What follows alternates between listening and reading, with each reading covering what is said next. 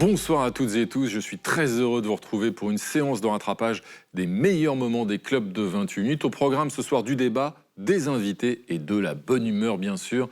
Sans oublier en fin d'émission David Castello-Lopez et son monde des choses. Tout de suite, place à l'actualité. Au dernier congrès des maires de France, on a parlé finances locales, autonomie des collectivités. Mais un autre sujet d'importance s'est invité à ce congrès. C'est à vous Valérie Brochard. Invité à s'exprimer lors de la séance d'ouverture pour évoquer le contexte géopolitique, eh bien, le chef d'état-major des armées a enjoint les maires de France à sensibiliser, voire préparer les populations aux enjeux de défense, notamment face à la Russie. On a tout le savoir, toute la force économique, démographique pour dissuader le régime de Moscou. Ce qu'il nous manque, c'est la force d'âme pour accepter de nous faire mal si notre pays flanche. Parce qu'il n'est pas prêt à accepter de perdre ses enfants, alors on est en risque. Julie Graziani, je crois savoir que vous avez des enfants. Vous êtes d'accord, vous, pour accepter de les perdre? Aucun parent ne l'est. Mais c'était pas ça le sens du propos. Aujourd'hui en France, il y a déjà des familles endeuillées. Ce sont les familles de policiers, de militaires, de gendarmes. Elles acceptent déjà qu'un père, un mari, un frère, un enfant verse son sang pour la France, pour la protection de nos concitoyens, ou même pour la protection d'autres étrangers dans les théâtres d'opérations extérieures. Et on se réjouit tous, c'est l'honneur et la gloire de la France de le faire. Donc ce qu'a voulu rappeler le général, je pense, c'est simplement des vérités amères, que c'est l'ennemi qui nous désigne, que si on ne se défend pas en étant prêt à payer de sa personne, il y a des enfants qui mourront, et on sait bien que le sol peut se dérober sous nos pieds à tout moment. Est-ce que justement, là, ce discours, il est alarmiste ou au contraire, il est lucide? Parce qu'il y a la question du fond et de la forme aussi. Il y a la menace russe aujourd'hui. Il est à la fois alarmiste et à la fois déplacé, mais effectivement, la menace russe, il ne faut pas la sous-estimer. Elle est là, elle est réelle, et on sait que Poutine vise à détruire, ou en tout cas à s'attaquer politiquement, pas forcément physiquement, à l'OTAN. Alors pourquoi c'est déplacé de le dire? C'est déplacé parce que ce n'est pas déjà son rôle, c'est-à-dire que là, c'est une militarisation du débat public, ce n'est pas à lui de dire ça, c'est limite au président de la République de porter une clarification sur les propos qui viennent d'être tenus, ou au ministre de la Défense, mais ce n'est pas un rôle d'un chef des armées de s'adresser ainsi aux maires de France. C'est aussi le contexte politique dans lequel il s'adresse. Il s'adresse aux maires de France, ce n'est pas son rôle. Donc à minima une clarification des vraies autorités politiques, c'est vraiment... En l'occurrence, la ministre des Armées, il faut le rappeler, Catherine Vautrin a approuvé ces propos. Elle a dit qu'il était dans son rôle. C'est ça. Oui, mais c'est aussi la manière dont le président Emmanuel Macron se dédouane, c'est-à-dire que c'est lui, en réalité, aussi le chef d'État. Donc c'est lui qui doit prendre position là-dessus, expliquer d'où vient ce propos, et je vais terminer là-dessus. Je pense que ça vient aussi soutenir le discours du réarmement français. C'est-à-dire de dire qu'il va falloir s'attendre à ce qu'une partie du budget national aille davantage vers la défense, vers justement les moyens militaires. D'ailleurs, quand on parle du budget, c'est le seul ministère qui est en hausse. Ça, c'est à cause de la menace russe. Oui, voilà, de 13%. Donc on voit bien aussi qu'il y a une volonté de faire accepter aux Français une notion de sacrifice de leurs enfants, ce qui est terrible. C'est vraiment terrible. Moi, je ne suis pas d'accord avec vous, je n'ai pas d'enfants, mais je trouve que c'est terrible de dire aux Français de sacrifier ses enfants. Sauf qu'en l'occurrence, il ne parle pas d'appeler. Ce sont des soldats qui sont des enfants de la nation. Ce sont des enfants de la nation. C'est pas qu'il a évité un ordre de mobilisation générale ou qu'il a voulu rétablir la conscription. C'est pas ce qu'il a dit. Non, mais ce n'est pas son rôle d'appeler au sacrifice à la fois, on a bien compris, financier et ceux d'enfants de la patrie. On entend ce que vous dites, et pour autant, Antoine Bueno, est-ce que c'est pas le mieux placé, le chef d'état-major des armées, pour parler et pour dire cette vérité? Alors, je suis partagé parce que notre armée, c'est extrêmement précieux. Et sa parole, elle est souvent pesée et il faut l'entendre. Est-ce que précisément, et dans ce contexte-là, et donc je vais tenter une synthèse bien centriste, il me semble qu'il y a un très classique hiatus entre la forme et le fond. Du point de vue de la forme, c'est critiquable. Est-ce que c'était au chef d'état-major des armées de dire ça comme ça? J'en suis pas convaincu, ça relève du politique. Et puis devant les maires de France, etc. C'est déplacé, c'est en sens que vous voulez dire que c'est déplacé, comme le dit Nesrine Saloui. Mais sur le fond, ce qui est choquant, c'est que ça nous choque. Ça nous choque parce que ces propos nous rappellent une autre époque. Ils sont anachroniques et nous n'arrivons pas à admettre que nous vivons les temps ont changé, vous voulez dire. Les temps ont changé. Ce qui est anachronique, en fait, c'est cette agression de la Russie contre l'Ukraine. On vit quelque chose de nouveau qu'on ne pensait pas revivre, et donc c'est logique qu'on réentende ces choses-là, et donc fatalement, oui, les enfants dont parlait le chef d'état-major, ce sont les soldats qui peuvent être mobilisés, payer le prix de leur vie dans un cas de conflit chaud. Presque 30 ans après la fin de la conscription obligatoire décidée par par Jacques Chirac, Emmanuel Macron relance un service militaire, celui-là donc volontaire, 3000 jeunes dès l'an prochain qui passeront près d'un an dans l'armée. Le dispositif sera ensuite élargi progressivement pour former jusqu'à 50 000 volontaires annuels dans 10 ans. Il faut se préparer, justifie Emmanuel Macron, tout en précisant que ces jeunes seront mobilisés sur le territoire national. Cette annonce présidentielle intervient après des déclarations alarmistes de plusieurs hauts gradés pour qui la Russie nous menace directement à moyen terme. Noémie Alioua, cet appel à la mobilisation de la jeunesse, vous y voyez-vous un facteur de cohésion ou bien de division au sein de la société ? Évidemment, ça peut participer à refaire nation. Vous savez, c'est le sociologue Jérôme Fourquet qui parle d'archipélisation. Nous avons dans notre pays un énorme problème de communautarisation, un énorme problème d'une nation qui ne vit plus dans le même monde. Nous avons des Français aujourd'hui qui ne se connaissent plus, qui ne se rencontrent plus. Il faut retrouver du commun. Il faut refaire nation. Et quelle meilleure façon de faire nation que de se réunir derrière un drapeau, derrière une langue, derrière une culture, derrière ce qui peut nous relier malgré nos différences. Mais il faudrait que ce soit obligatoire, si je vous entends bien alors. Eh bien, ça peut être un début. Il va falloir trouver un moyen de faire en sorte de refaire nation parce que, et vous l'avez précisé, il y a des menaces qui pèsent sur nos pays. Le chef d'état-major des armées, ce n'est pas n'importe qui. Lorsqu'il dit qu'il y a à nos portes potentiellement des conflits demain, il faut l'entendre. Ça ne veut pas dire qu'il doit se préparer. Il évoque clairement une attaque de la Russie contre un pays de l'OTAN d'ici 5 ans. Oui, et il sait de quoi il parle. Donc il faut le prendre au sérieux, il faut prendre ses propos au sérieux et commencer par refaire nation, se réunir derrière des valeurs communes, ça peut être déjà un bon début. Et d'ailleurs, cette annonce d'Emmanuel Macron a suscité l'adhésion de plusieurs autres partis politiques d'opposition. Pascal Blanchard, en ces temps de clivage permanent où tout est objet de polémique, là, visiblement, il y a une matrice de rassemblement politique ou politicien, en tout cas. Oui, parce que, en fin de compte, ça dépend comment on pose la question. Si la question, c'est de savoir si on doit refaire nation avec l'armée, ça fait bien longtemps qu'on a compris que c'est pas l'armée forcément toute seule qui allait faire nation. Par contre, là, on a affaire à quelque chose de stratégique, de militaire, en fin de compte, une question qui est posée. Donc c'est aussi la raison pour laquelle aussi bien le Parti socialiste que d'autres partis se retrouvent dans la proposition du président. Il faut retrouver une force militaire capable de répondre aux enjeux du présent militaire. C'est d'abord la question qui est posée. Alors bien sûr, si en plus ça peut faire nation, si en plus ça peut permettre un brassage, vous l'avez dit, avec du volontariat, il y a antinomie avec le brassage. En tout cas, ce qui est essentiel, une grande partie de ces réponses favorables à cette décision, c'est d'arriver à retrouver une armée en armes, ce qui est d'ailleurs dans la tradition française, je le rappelle, depuis la Révolution française. C'est Valmy, c'est le peuple qui s'arme pour protéger la patrie. Donc je pense qu'il faut d'abord regarder la question technique qui vient d'être posée. Il y a un danger militaire à nos frontières, la manière de faire la guerre a changé, a muté, et nous devons avoir une armée qui est adaptée à ce nouveau contexte. Après, on peut discuter des éléments périphériques de ce qu'avoir une armée peut amener. Isabelle Saporta, là il est question quand même d'un budget de 2,3 milliards pour la période 2026 jusqu'à 2030. Mais avec quel budget, comment on finance ce service écoutez, vous avez tout à fait raison, vous avez posé la seule vraie question.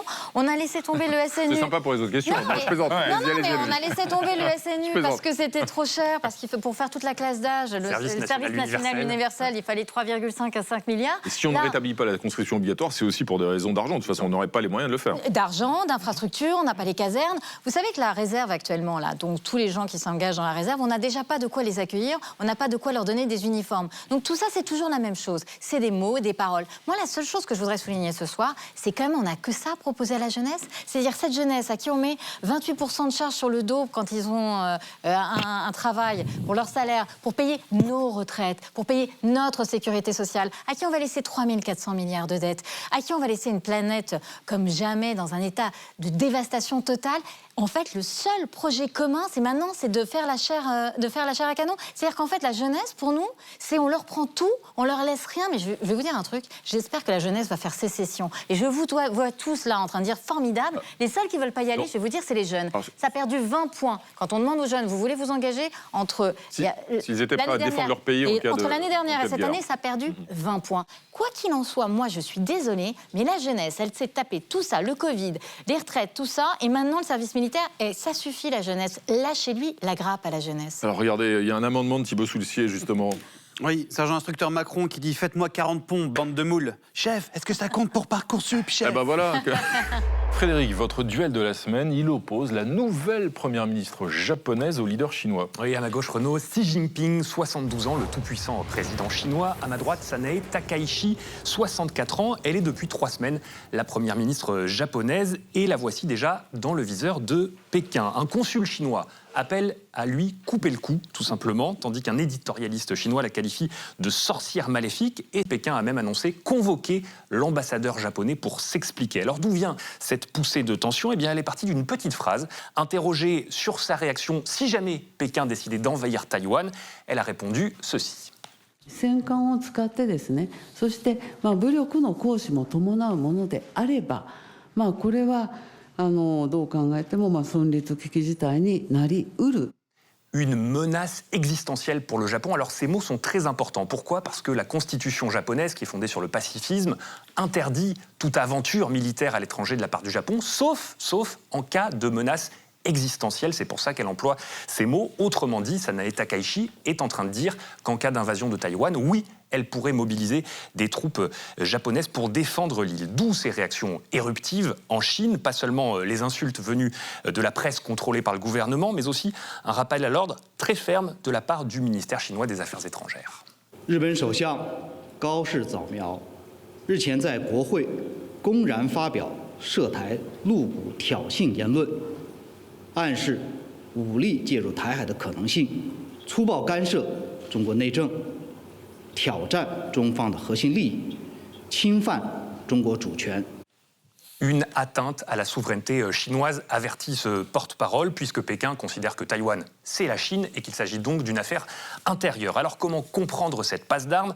D'abord, il y a une forme d'inexpérience. La première ministre vient d'arriver, elle a reconnu qu'elle avait parlé un peu vite, même si sur le fond, c'est ce qu'elle pense. C'est une nationaliste assumée, partisane de la manière forte. Pékin la voit en fait comme la continuation du Japon impérialiste, guerrier de la première moitié du XXe siècle, bref, comme une adversaire résolue. Et puis, si la première ministre japonaise hausse le ton sur Taïwan, c'est aussi pour compenser les ambiguïtés, les hésitations de Donald Trump sur ce dossier. Il est assez ambigu, il ne s'exprime pas vraiment sur ce que feraient les États-Unis en cas d'invasion chinoise de Taïwan. En fait, les Taïwanais craignent que tout simplement Donald Trump les oublie sur l'autel d'un deal, d'un accord plus global entre Washington et Pékin, par exemple sur les droits de douane ou sur les technologies. Jean-Loup Bonamy, cette question de Taïwan, c'est vrai qu'elle est passée complètement au second plan par rapport à la guerre en Ukraine, par rapport au conflit au Proche-Orient, on le comprend, mais est-ce qu'il ne faut pas quand même surveiller ce qui se passe, ce foyer de tension très vivace ?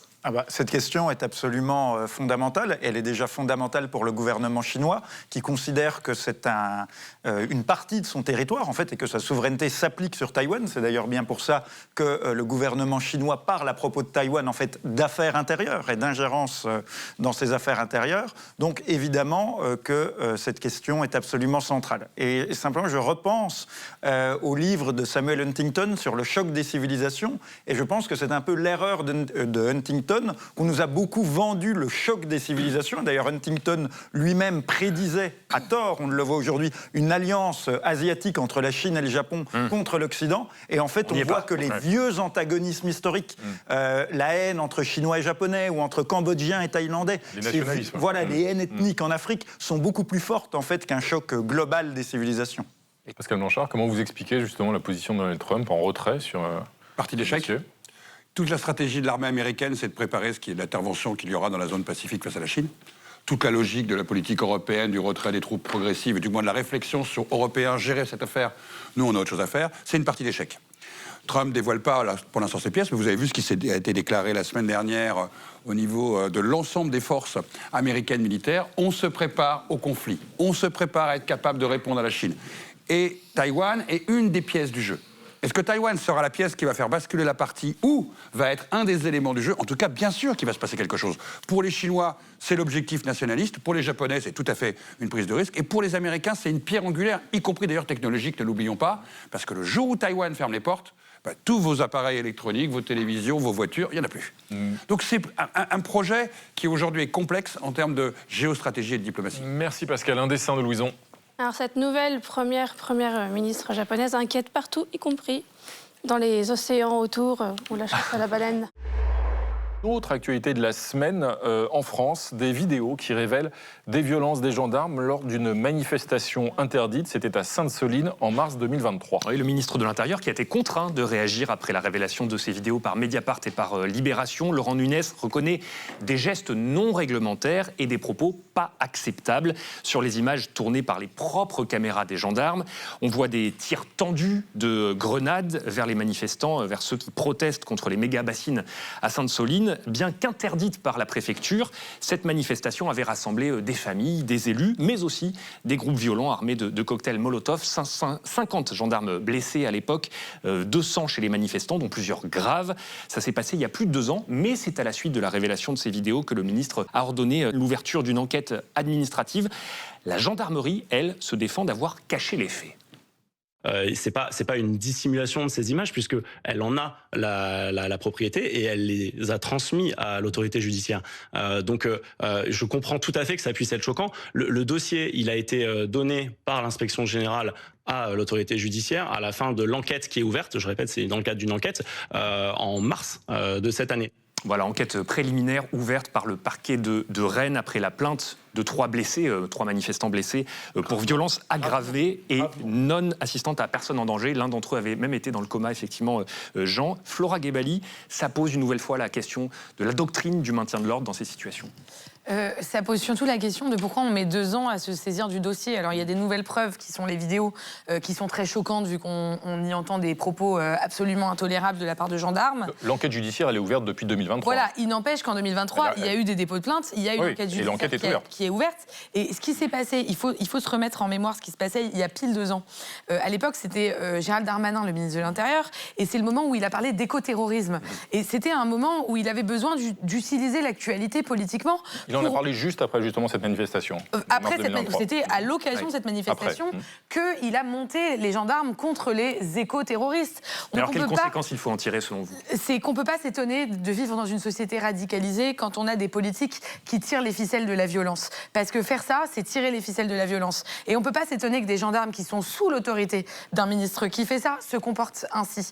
Donc il faut que cette enquête ait lieu, il faut que le procès ait lieu et il faut qu'on fasse redescendre la température dans la société, sinon c'est que le début d'affaires comme ça. Jean Quatremer, Darmanin et Nunez refusent de parler de violence policière, vous comprenez ? Non, et le problème de violence systémique. Est-ce que l'institution policière est violente par nature? Non, ça je ne crois pas qu'elle soit violente par nature. Ça je ne le pense pas une seconde. Mais je pense qu'en revanche, si on ne sanctionne pas, ça deviendra systémique. C'est-à-dire c'est la sanction qui permet d'éviter que ça se généralise. Ce qui est choquant dans ces vidéos révélées par Libération et par Mediapart, c'est qu'on voit que ce sont pas des dérapages individuels, ce sont des ordres de la hiérarchie. Alors effectivement, en dessous, il y a des hommes, sans doute, qui sont, ils sont agressés par des black blocs, ils viennent voir l'un de leurs copains qui s'est pris un pavé dans la figure. Les ordres, là, vous parlez des tirs tendus. Oui, des tirs tendus, c'est tirer-leur dans la gueule, allez-y, allez-y. Et ce qui n'est pas réglementaire. Ce qui n'est pas réglementaire, on n'a pas le droit de tirer, c'est des grenades que vous recevez. Les gens ont eu le visage explosé. Déjà, une jeune fille qui a le visage explosé, je veux dire, c'est un truc de dingue. Et donc, qui ont perdu la vue. Je veux dire, lors des manifestations, des gilets jaunes, des tas de gens ont été éborgnés. Alors c'est vrai qu'au début, il y a eu 1 ou 2 incidents où un ou deux, ça va. Mais à la fin, on est arrivé à près d'une centaine. Je veux dire, là, il faut sanctionner. Et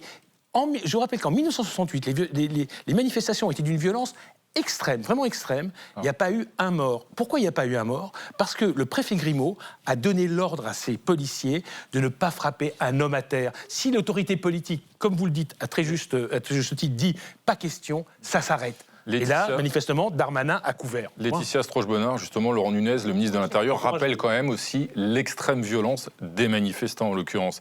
C'est-à-dire, est-ce que la violence était uniquement du côté des forces de l'ordre, ou est-ce que ce contexte peut aussi expliquer justement ce qui s'est produit? Alors, je suis d'accord avec tout ce qui a été dit, mais il est vrai aussi qu'ils avaient face à eux des gens qui étaient très violents et qui aussi avaient l'intention de nuire, donc ça ne les excuse absolument pas.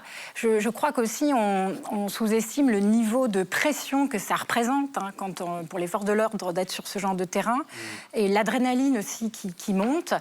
Et pour faire face à ça, eh bien, il faut peut-être avoir une certaine personnalité, il faut peut-être être formé. C'est-à-dire, il y a tout un enjeu aussi de comment on réagit dans des situations difficile, de danger, violente. Il y a une dimension psychologique, à mon avis, qu'on ne prend pas assez en compte. Ce sont des militaires, Non, mais- ce sont des militaires, hein, attention, Oui, n'oublions mais- pas, ils savent gérer le danger, ils savent gérer le stress, Mais c'est non. leur boulot. Ce sont des gendarmes, des militaires. Oui, sont alors, gendarmes. on espère que c'est une bavure et on espère que c'est une exception. En tout cas- mais ça n'empêche pas de poser la question plus largement. En tout cas, là où on voit l'accord entre vous, c'est qu'il faut évidemment la transparence et donc une enquête judiciaire qui aille jusqu'au bout. Il faut avancer avec un dessin de Coco. Oui, je vous propose une petite vue dans les lunettes de Laurent Nunez. Aucune violence, juste un flic un peu bisounours. Et un Tout va deuxième bien. dessin, Coco. Et utile, ce méga bassine de gendarmes.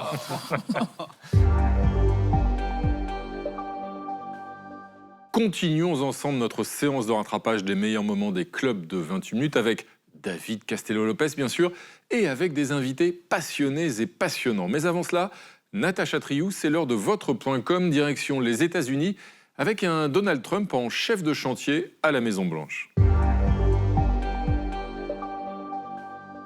L'ex-magnat de l'immobilier se lance dans un projet d'envergure inédite, environ 250 millions de dollars, 216 millions d'euros pour faire construire une salle de bal sur l'aile Est, une salle des fêtes pour accueillir 1000 personnes, qui est plus grande qu'un terrain de foot avec ses 8000 mètres carrés. C'est très grand, ça n'a pas échappé à cet internaute. Attendez, cette stupide salle de bal va être plus grande que la Maison-Blanche elle-même. Alors c'est vrai que la résidence exécutive mesure 5200 mètres carrés. Les travaux, qui ne sont pas validés par voie procédurale classique, ont donc débuté.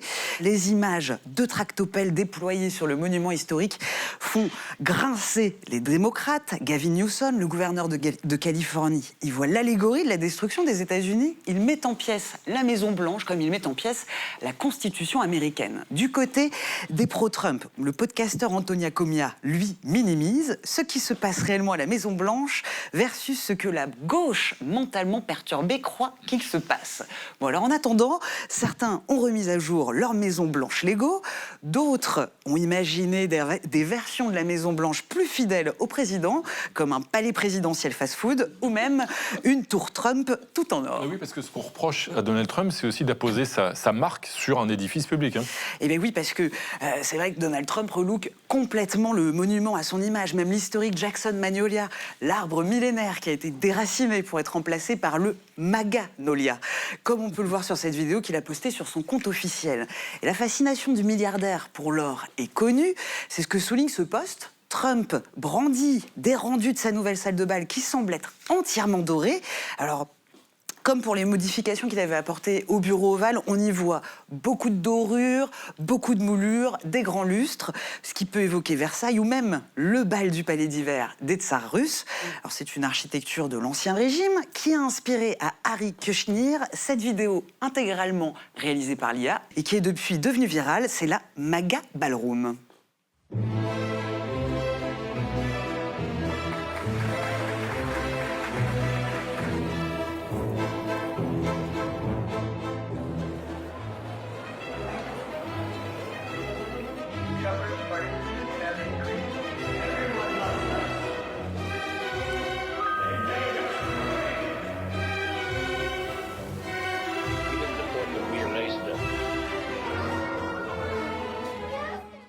Alors c'est vrai que Donald Trump avait été fasciné par sa visite à Versailles.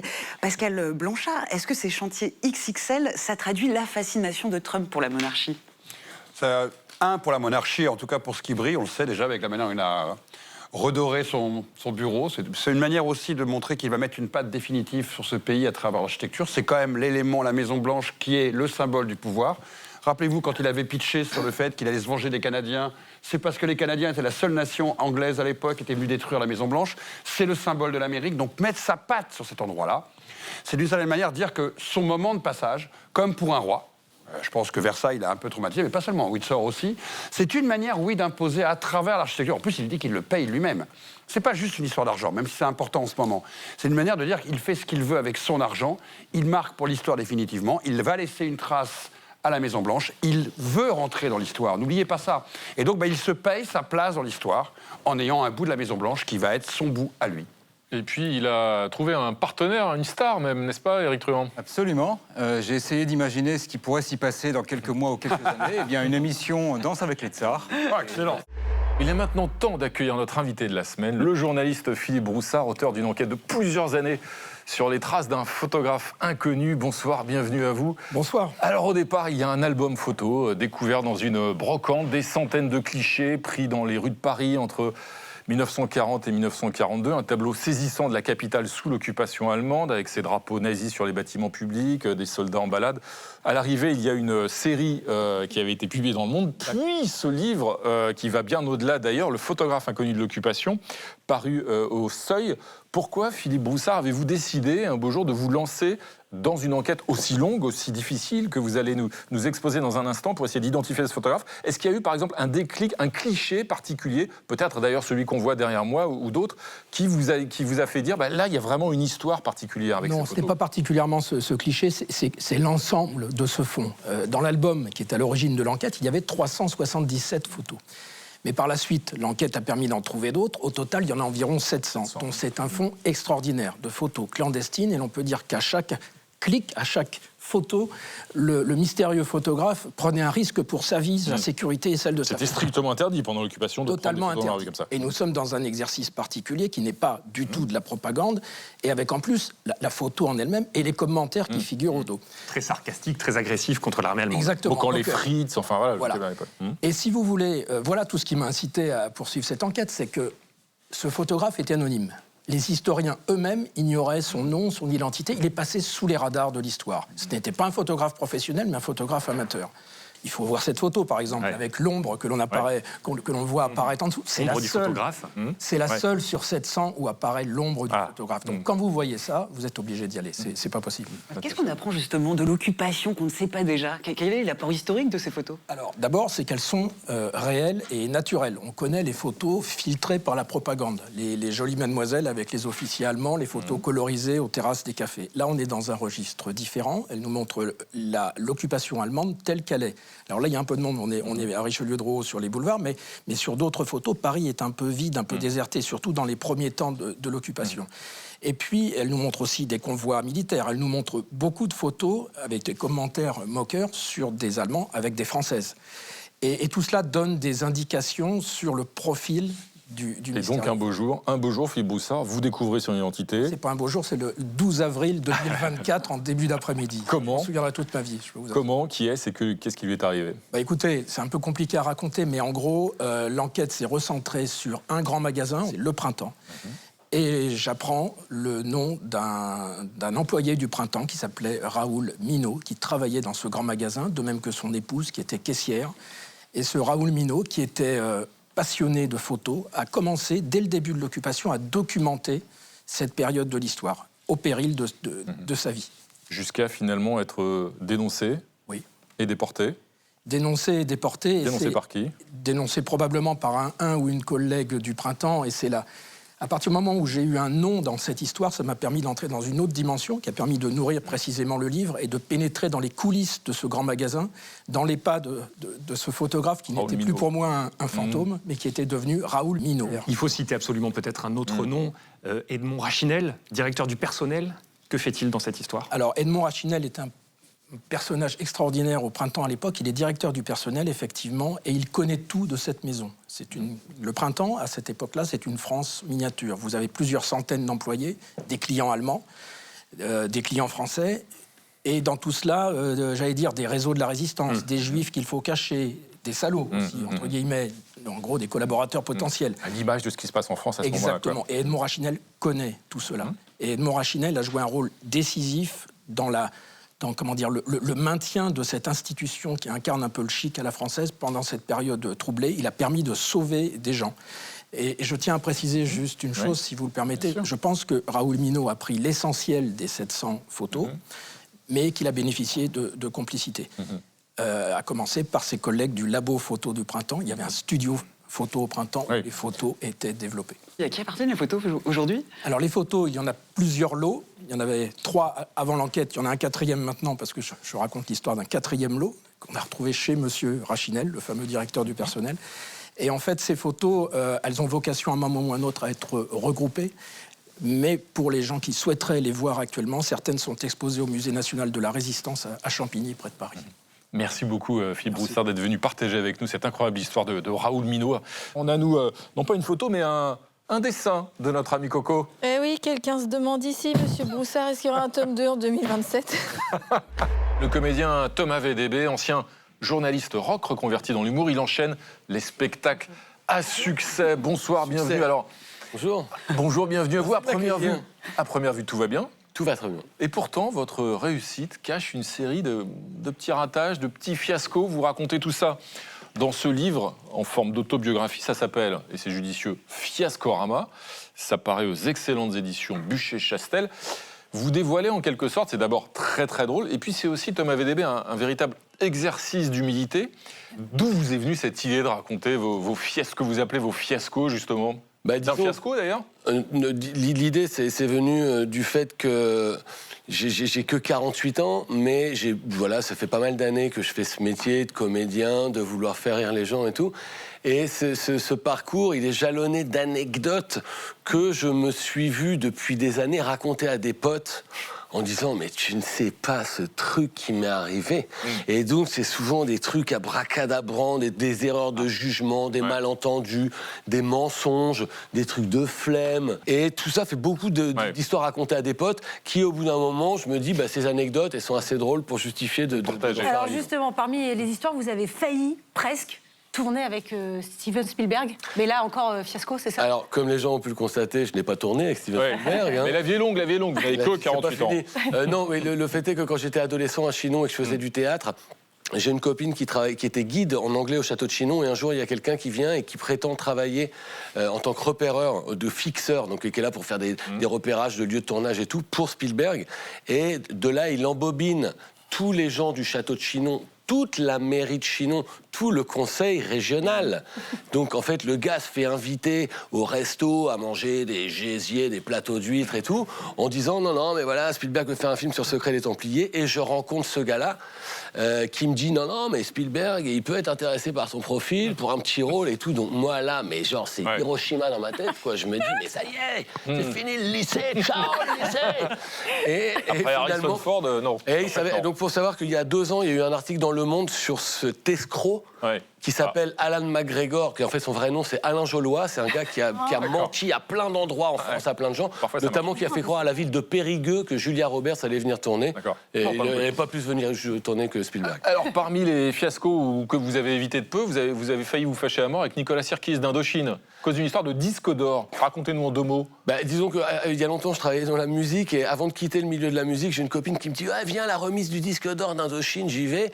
Et puis là la boss de Sony, elle dit tout le monde ici aura bientôt son disque d'or. Et donc 6 mois plus tard, je suis chez moi en train de boire des cafés, et puis là ça sonne, et c'est un coursier qui m'amène un disque d'or d'Indochine. J'avais complètement oublié que j'avais un disque d'or d'Indochine. En fait de ce disque d'or? Et très peu de temps après, comme je dois déménager, faire de la place, je dis je vais le mettre en vente sur eBay. Et en fait je le mets en vente à 1 euro, mais il se vend beaucoup plus cher que ça. 805 €. 805 €, c'est bien d'avoir lu le livre, merci. Et donc je vois qu'en fait, et des années plus tard, je suis dans le bureau d'un pote qui a travaillé avec Indochine, et je vois qu'au-dessus de lui, il y a le disque d'or d'Indochine. Je dis à mon pote, si un jour tu as besoin de cash, tu le mets sur eBay, tu vas arranger ta fin de mois, je peux te dire. Et là, mon pote, il me fait, attends, c'est toi qui as vendu le disque d'or d'Indochine? Il dit, mais tu n'es pas au courant de l'histoire que ça fait. Je dis, non. Il dit, mais Nicolas Sirkis s'est plaint à la maison de disques. Qui c'est le gars qui vend les disques d'or? Je dis, non, mais non. Et donc voilà, donc c'est beaucoup de trucs où j'ai cette gueule-là. Une question d'Antoine. Oui, Thomas. Je me demandais si, en fait, le fiasco, c'était pas même un passage obligé de tout parcours artistique, même peut-être généralement public. Alors, je pense que ce qui est le passage obligatoire, c'est d'être capable d'en tirer les leçons, d'être capable de pas s'en accabler à vie, parce que sinon, ça prostre et on ne fait plus rien. Moi, en fait, la leçon que je tire pour moi de regarder tous les échecs que je raconte dans ce livre, c'est de me dire, mais finalement, c'est tout à fait possible d'avoir envie de continuer en dépit de tous les gadins qu'on s'est pris. Merci Thomas VDB. Alors, une foultitude de fiascos. Il y a aussi peut-être demain une réussite formidable, un succès formidable, parce que vous êtes quand même parent avec quelqu'un qui sera un responsable politique, qui sera peut-être président de la République dans moins de 2 ans. Ouais, alors ça, peut-être, ce sera la couverture du tome 3. Vous êtes cousin je suis cousin pas si éloigné de Laurent Wauquiez. Alors bon. Que toutefois, je n'ai jamais rencontré. Et qui, je crois... On va organiser la rencontre. Il a plus envie que ça arrive, cette rencontre. Merci Thomas VDB, en tout cas, d'être venu partager ce fiascorama chez Buchet-Chastel sur le plateau de 28 minutes. Merci à vous. François Suchel, bonsoir à vous, installez-vous. Merci d'être avec nous ce soir dans 28 minutes. Merci de m'accueillir. Alors, vous êtes pilote de ligne et vous venez de terminer une enquête de 4 ans pour nous révéler dans ce livre, même les poissons volent, ce que vous avez transporté pendant des années dans vos soutes, sans toujours d'ailleurs le savoir, et c'est pour le moins varié.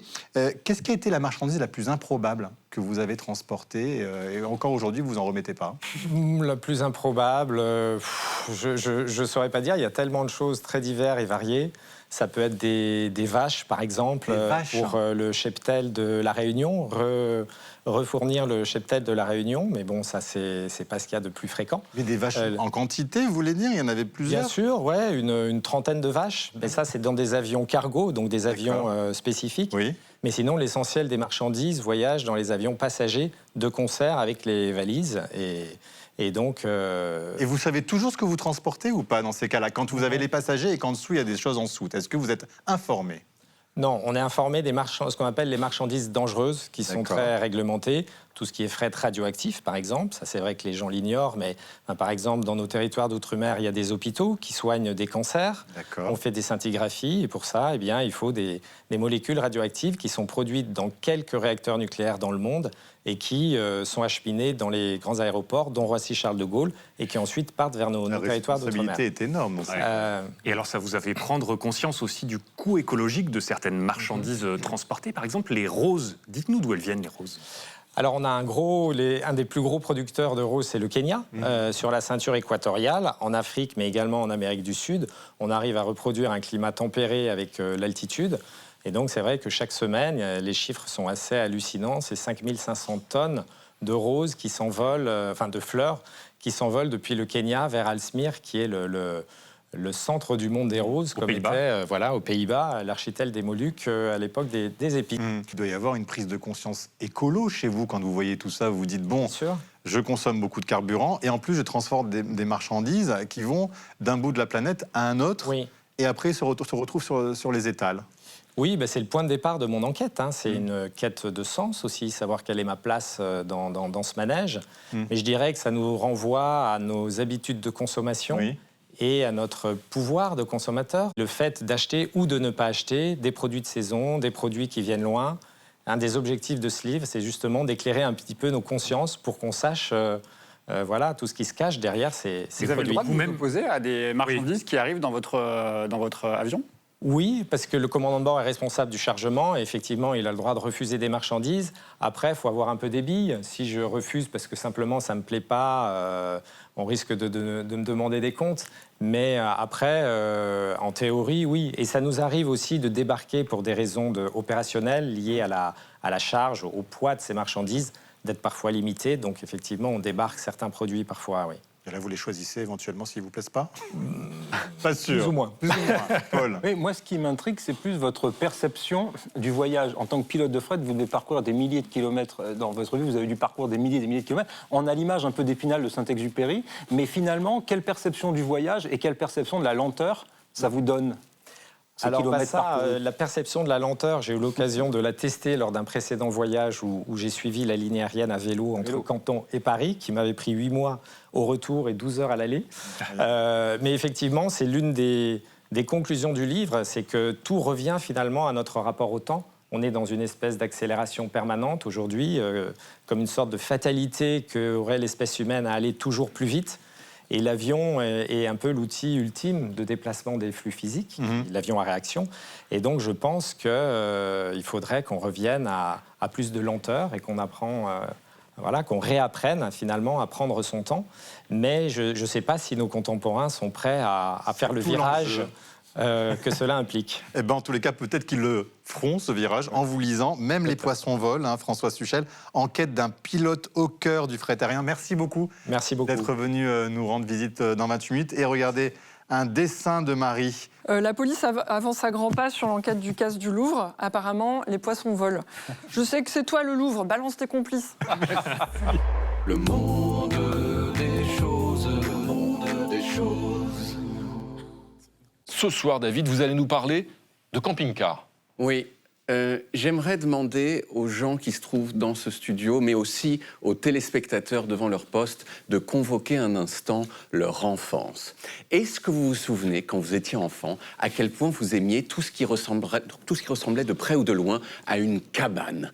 Les petites tentes cubiques en toile pour se changer à la plage, votre propre lit le soir, vous allumiez une lampe torche sous la couette et brusquement, vous étiez dans un minuscule espace intérieur qui vous appartenait.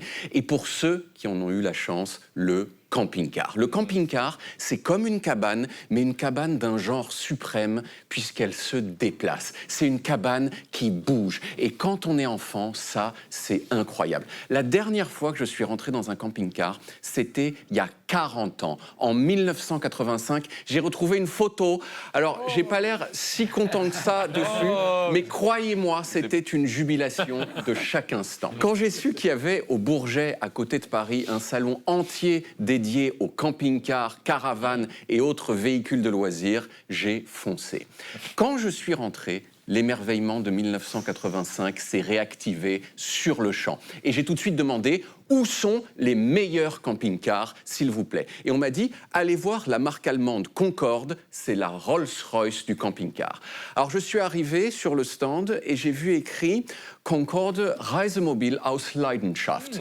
Vous savez ce que ça veut dire? Allemand LV1 en plus. Ouais. Donc, on est quand même sur une chaîne franco-allemande, personne parle allemand. Ça veut dire un mobile. Pour voyager. Et Leidenschaft? Alors Leidenschaft, ça je sais pas. Allez-y. Le camping-car par passion. Voilà, j'allais le dire. Et là, je suis rentré dans un modèle et j'ai halluciné. Dedans, c'est le luxe. Il y a des douches en simili-marbre qu'on va voir là, de l'électroménager haut de gamme et surtout une chambre avec un lit rond. Okay. Or, vous le savez comme moi, un lit rond, c'est beaucoup plus chic qu'un lit rectangulaire. Et c'est aussi beaucoup plus érotique. On s'imagine tout de suite y faire des choses sous la surveillance de ce petit labrador en porcelaine. Mais c'est pas tout. Chez Concorde, ils ont un modèle qui s'appelle le Centurion. Et la particularité du Centurion, c'est que c'est un camping-car dans lequel vous pouvez mettre une voiture.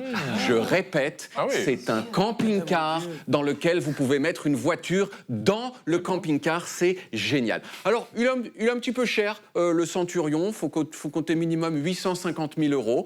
Mais franchement, pour une poupée russe à moteur, c'est donné. Alors, après les Concorde, je suis rentré dans des douzaines de modèles différents et j'ai fini par découvrir ce que dans le milieu du véhicule de loisir, on appelle un van aménagé.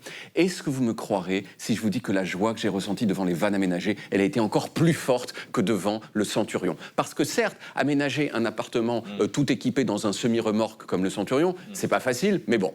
Aménager un appartement dans un van, c'est un exploit. Regardez-moi ça. Vous êtes devant une petite fourgonnette banale et là... un appartement avec chambre, salle à manger, cuisine et salle de bain. Tout ça pour moins d'un dixième du prix d'un Concorde Centurion. Franchement, c'est donné. Bref, le monde des véhicules de loisirs, c'est une sorte de Disneyland pour adultes. Alors pour finir, si vous voulez en savoir plus sur les véhicules de loisirs, je me permets de vous conseiller quelques publications périodiques. D'abord, bien sûr, Véhicules de loisirs Magazine, qui est un magazine un petit peu trop généraliste à mon goût. Si vous êtes comme moi plutôt camping-car, ce qu'il vous faut, c'est Camping-Car Magazine ou Le Monde du camping-car ou éventuellement Esprit camping-car. Si vous êtes caravane, en revanche, je vous conseille plutôt Le Monde du plein air camping caravaning, qui parle exclusivement de caravane, pas de camping-car. Et enfin, si vous êtes team van aménagé, sans hésitation, c'est bien sûr Van Life qu'il vous faut. Et tout ça, Renaud, eh ben, c'est... Ah, merci, avec le poster central, j'espère. Exactement. Merci. En théorie, il faut dormir 8 heures par nuit. Au XIXe siècle, les médecins ne tarissaient pas d'éloges à l'égard de ces grands hommes, Napoléon, Kant, Balzac, Mirabeau, Goethe, dont l'activité cérébrale était si soutenue qu'ils étaient plus portés sur le boulot que sur le dodo. Mais aujourd'hui, même si le mythe du type brillant qui répand son génie sur la Terre après une nuit de 3-4 heures survit au passage du temps, la médecine s'est raisonnée et on se retrouve avec ce chiffre 8. Voilà la durée optimale de sommeil pour être une personne super. Mais ça, c'est en théorie. Parce que lorsqu'on se penche sur ce que dit la science, ce chiffre est moins péremptoire. Dans certains articles, on recommande plutôt 7 heures. Dans la plupart, entre 7 et 9, voire 6 et 10. Ce qui commence à faire une marge d'erreur de 2 heures. En En revanche, tout le monde s'accorde sur le fait qu'au-dessus c'est trop et qu'en dessous c'est trop peu et que dans les deux cas, le pire est à craindre si ça se pérennise. On risque la dépression, les maladies et tout simplement la mort. Si la Belle au bois dormant avait vraiment existé, elle aurait probablement canné d'avoir tant roupié. Ensuite, ce qui complique la donne, c'est que nous n'avons pas tous et toutes le même organisme et les mêmes besoins. Cela dépend également de notre âge.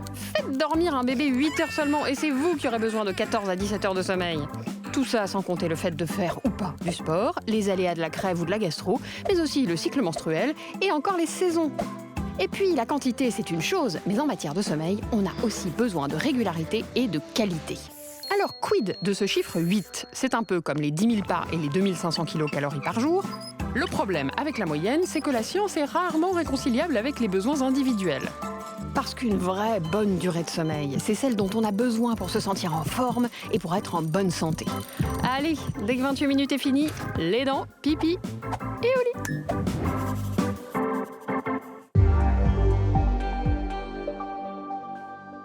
Merci de nous avoir suivis, chers amis. Lundi à 20h05, vous retrouvez ici même Elisabeth Quint, qui recevra la grande historienne Michèle Perrault. Nous, on se quitte en musique avec un clin d'œil à notre invité Thomas VDB. Indochine, bien sûr, 3 nuits par semaine. Tchuss!